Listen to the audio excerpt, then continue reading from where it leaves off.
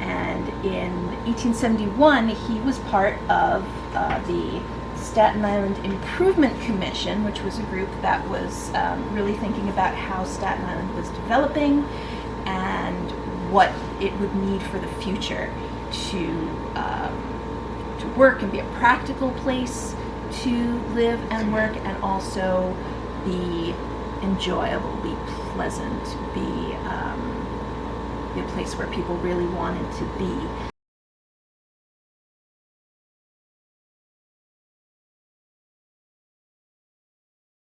So we're actually talking today with Carly DeFillo. She's of Historic Richmond Town. She curates some of the objects, and she said she is the person in charge of preserving them. So the Greenbelt, Staten Island has a long history of being just a beautiful place where people wanted to come for health, for recreation. From the 19th century, people started to think about how great it would be to have a park in the center of Staten Island, starting with Frederick Law Olmsted, who's famous for designing Central Park in Manhattan, Prospect Park in Staten Island, and he's also, Prospect Park in Brooklyn. And on Staten Island, he actually lived here twice, and that's where he really started to think about landscape design, landscape architecture, what makes a place appealing and beautiful and natural seeming and enjoyable. And in 1871, he was part of the Staten Island Improvement Commission, which was a group that was really thinking about how Staten Island was developing and what it would need for the future to work and be a practical place to live and work, and also be enjoyable, be pleasant, be a place where people really wanted to be. And one of the things that he remarked on was they looked really carefully at the shape of Staten Island, the terrain, the waterways, and he noticed, as we probably all have, that the middle of Staten Island is big hills, big, rocky, steep hills that are beautiful to look at and very difficult to farm or to build a road on. So he suggested that in the case of Staten Island, it would be a simple plan for the public to build a park 4 miles long, about 1 mile wide, down the middle of this island. It would be a great way to use land that at the time wasn't really doing good for anybody, because again, very hard to farm. Horses don't like it. Don't like pulling plows there. Don't like all the rocks. But if you want a beautiful place to go, those rocks and steep hills and beautiful views are fantastic. So that would turn it from what he called a nuisance and make it into something for New York like what London and Paris and Berlin had in the way of beautiful suburban parks. So he made this proposal: we'll have this land and then put the highways around it so people can get around. Don't have buildings there, have trees, have open space, and we thought that would be a great design. Nobody listened to him in 1871, but it was still hard to build on. So it in the 20th century, it still there was relatively not built up, except for places like Seaview Hospital and the farm colony were built there because, again, high up, breezes, wonderful fresh air, and also developing near that were the High Rock Girl Scout Camp and Pouch Boy Scout Camp. and that was, they made use of this beautiful land.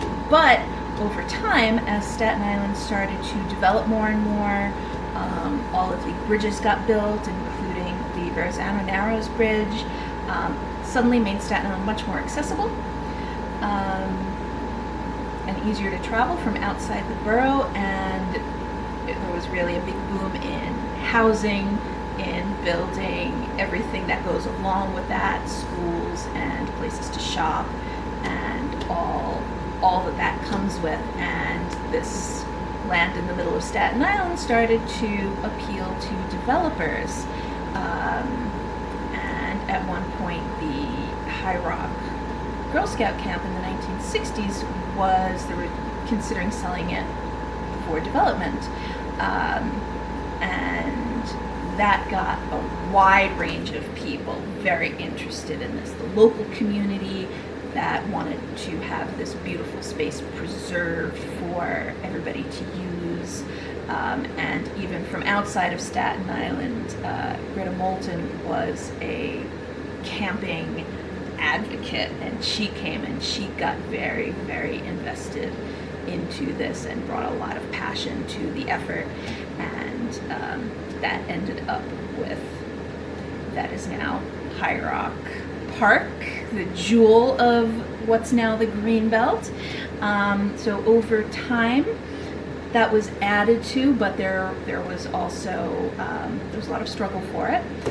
Robert Moses came along, and Robert Moses was a big advocate for highways and transportation and moving people around by cars. And he said, you know what Staten Island needs? It needs a couple of highways that go all the way across it, and they're going to go right down the middle through all this hilly stuff here.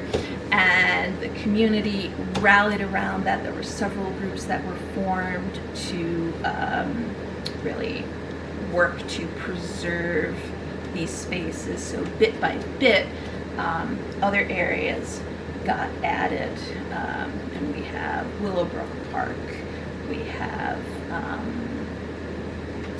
La Tourette Park joining up with this. We've got High Rock. Other natural features like Reed's Basket Willow Swamp and ravines and all sorts of beautiful places got protected and added to this, so that now there's an interconnected web of hiking trails, and there are nature centers, and there's the carousel in Willowbrook Park. There's places to do all kinds of different activities, different sports, different ways to enjoy the outdoors, bird watching, just enjoying the trees, enjoying nature. So that's slowly shifted and changed and grown over the years. So if I can, I'd like to show you just a couple of the objects in our collection that are part of this story. So we have a button, that pin that was from probably the 1980s, that says Save Seaview and the Greenbelt. So Seaview Hospital started out as a tuberculosis hospital, and a cure for tuberculosis was actually developed there. So they eventually didn't need it to be a tuberculosis hospital anymore, which is fantastic. But it also encompassed a huge amount of space. So and is adjoins the Greenbelt. So that was also part of this movement to save and preserve all that open green space to be shared with the community. And just one more. One more is the effort in 2012 to save Pouch Camp, which was the Boy Scout camp, which was successful, and that's now been preserved through an easement with the New York State government. So that space is still available for recreation and enjoying nature. So The Greenbelt has a long and wonderful history, and we're very proud to have that on Staten Island.